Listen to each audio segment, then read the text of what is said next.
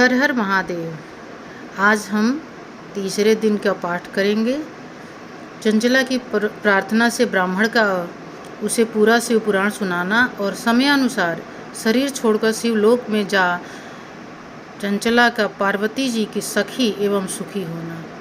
ब्राह्मण बोले, नारी सौभाग्य की बात है कि भगवान शंकर की कृपा से शिव पुराण की इस वैराग्य युक्त कथा को सुनकर तुम्हें समय पर चेत हो गया है। ब्राह्मण पत्नी, तुम डरो मत, भगवान शिव की शरण में जाओ। शिव की कृपा से सारा पाप तत्काल नष्ट हो जाता है।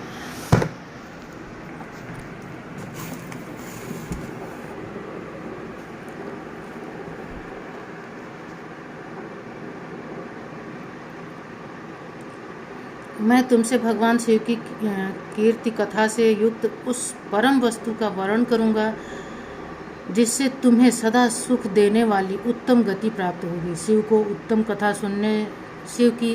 कथा सुनने से ही तुम्हारी बुद्धि इस तरह पश्चाताप से युक्त एवं शुद्ध हो गई है, साथ ही तुम्हारे मन में विषयों के प्रति वैराग्य हो गया है। पश्चाताप की पाप करने वाली पापियों के लिए सबसे बड़ा प्रायश्चित है। सत्पुरुषों ने सबके लिए पश्चाताप को ही समस्त पापों का शोधक बताया है। पश्चाताप से ही पापों की शुद्धि होती है। जो पश्चाताप करता है वही वास्तव में पापों का प्रायश्चित करता है।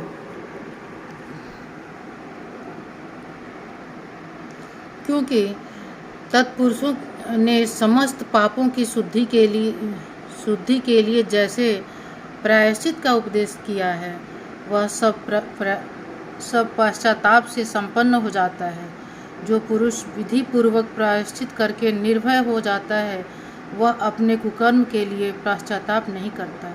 उसे प्रायः उत्तम गति नहीं प्राप्त होती, परंतु उसे अपने कुकृत्य पर हार्दिक पश्चाताप होता है। वह अवश्य उत्तम गति का भागी होता है, इसमें संशय नहीं है। इस शिव पुराण की कथा सुनने से जैसी चित्त बुद्धि होती है, वैसी दूसरे उपायों से नहीं होती है। जैसे दर्पण साफ करने पर निर्मल हो जाता है, उसी प्रकार इस शिव पुराण की कथा से चित्त अत्यंत शुद्ध हो जाता है, इसमें संशय नहीं है। मनुष्य के शुद्ध चित्त में जगदम्बा पार्वती सहित भगवान शिव विराजमान रहते हैं। इससे वह विशुद्ध आत्मा पुरुष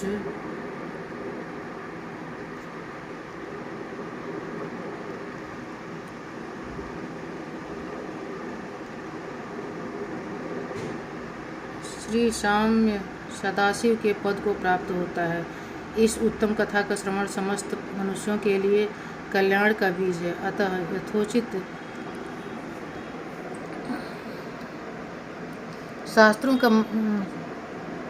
शास्त्रोक्त मार्ग से इसकी आराधना अथवा सेवा करनी चाहिए। यह भव बंधन रूपी रोग का नाश करने वाली है।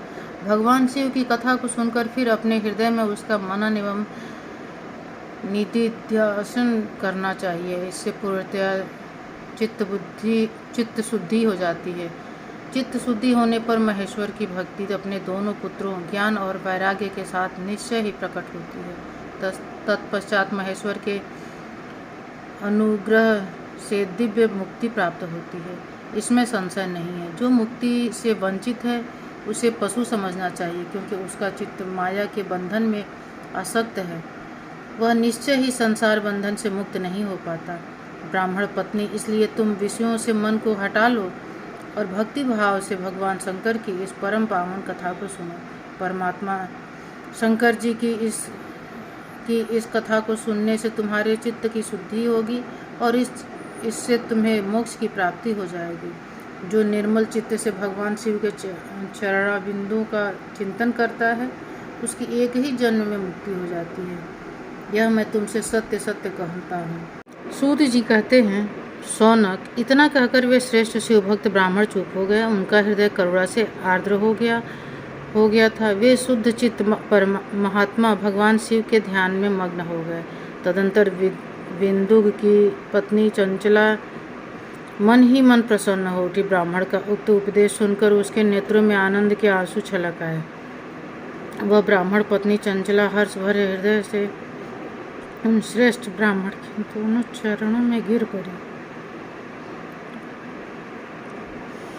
और हाथ जोड़कर बोली, मैं कृतार्थ हो गई। तत्पश्चात उठकर वैराग्य युक्त उत्तम बुद्धि वाली वह स्त्री जो अपने पापों के कारण आतंकित थी, उन महान शिव भक्त ब्राह्मण से हाथ जोड़कर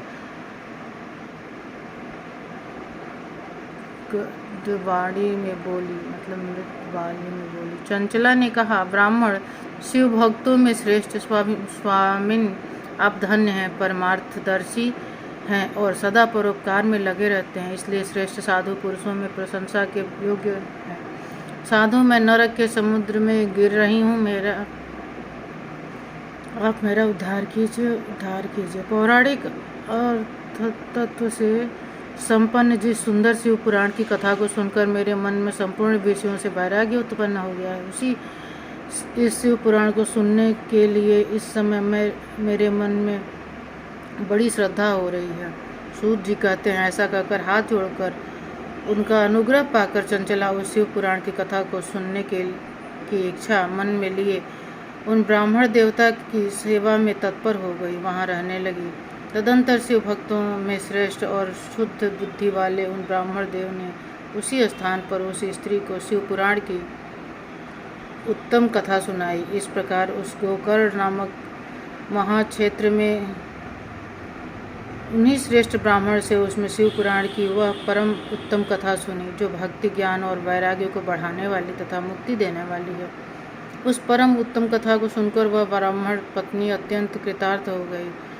उसका चित्त शीघ्र ही शुद्ध हो गया। फिर भगवान शिव के अनुग्रह से उसके हृदय में शिव के सगुण रूप का चिंतन होने लगा। इस प्रकार उसने भगवान शिव में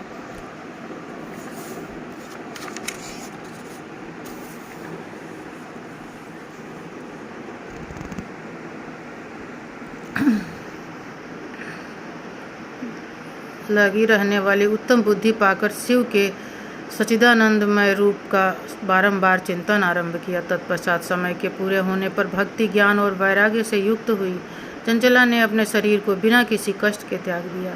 इतने में ही त्रिपुर शत्रु भगवान शिव का भेजा हुआ एक दिव्य विमान दूत गति से वहां पहुंचा, जो उनके अपने गणों से संयुक्त और भांति भांति के शोभा साधनों से संपन्न था। चंचला उस विमान पर आरूढ़ हुई और भगवान शिव के श्रेष्ठ पार्षदों ने उसे तत्काल शिवपुरी पहुंचा दिया।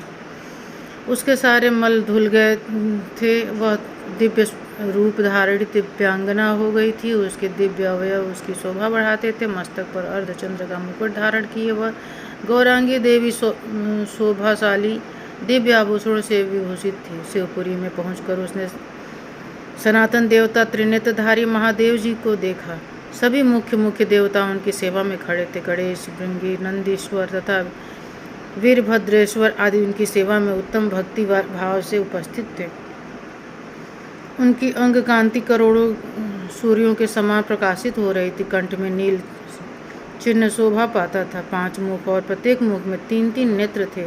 मस्तक पर अर्धचंद्राकार मुकुट शोभा देता था। उन्होंने अपने वामन भाग में गौरी देवी को बिठा रखा था, जो विद्युत पुंज के समान प्रकाशित थी। गौरीपति महादेव जी की कांति कपूर के समान गौर थी। उनका सारा शरीर श्वेत भस्म से भासित था। शरीर पर श्वेत वस्त्र शोभा पा रहे थे। इस प्रकार परम उज्ज्वल भगवान शंकर का दर्शन करके वह ब्राह्मण पत्नी चंचला बहुत प्रसन्न हुई।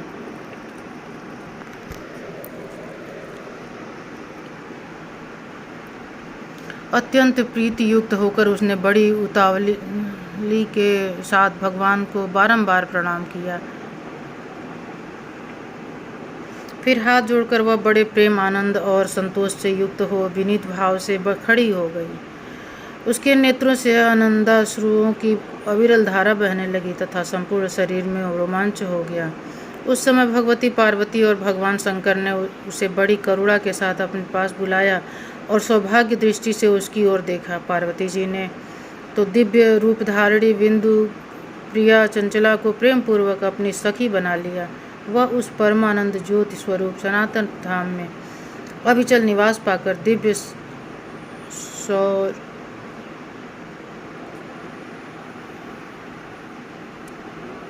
सौरभ्य से संपन्न हो अक्षय सुख अनुभव करने लगी।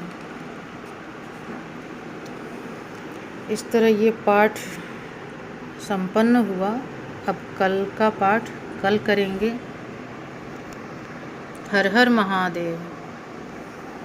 कल क्या पढ़ना है? कल पढ़ेंगे चंचला के प्रयत्न से पार्वती जी की आज्ञा पाकर तत्पुरुष का विंध्य पर्वत पर शिवपुराण की कथा सुनाकर बिंदु का पिशाच योनि से उद्धार करना तथा उन दोनों दंपति का शिव धाम में सुखी होना।